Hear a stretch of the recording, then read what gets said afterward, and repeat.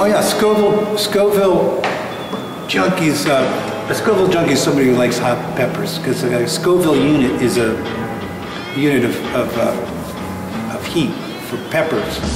Like habaneros are like 10,000 units. I think a jalapeno might be 3,000. And I love spicy food, so does my wife. We just love spicy food. I mean, Indian, Mexican, so Scoville Thai. is an actual unit of hot. It's a hot, yeah, it's a measurement of hotness for peppers. So our music is hot and spicy, you know, tasty.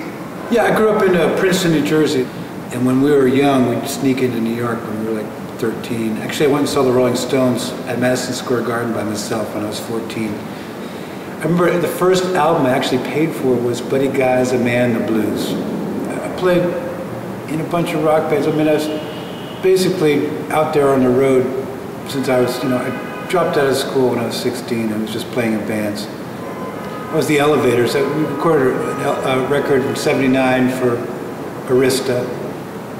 Then I met this guy, John Campbell. I don't know where I met John first. I think I met him at Matt Humanoff's. He was working there selling guitars. But then I went on to play with John. We toured all around the world. It was great. It was wild. We got signed to Elektra. He was the greatest. It's great, you know, great guy, wonderful. I absorbed a lot from John. He just picked up from playing with him every night, you know.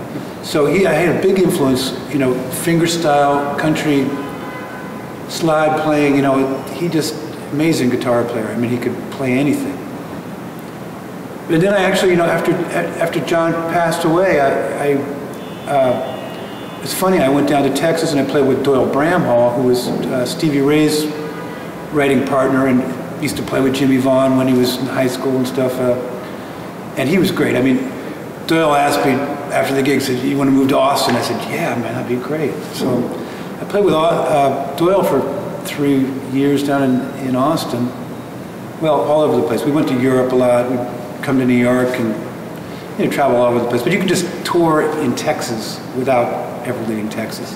And we got to tour with Jimmy Vaughn and Robert Cray and C.C. Adcock and, you know, just great stuff. And, you know, we used to tour with Chris Whitley, who's another big influence on me. I love Chris Whitley. And his whole thing is just blew me away. I wanted to make a record, and I asked Bruce Martin.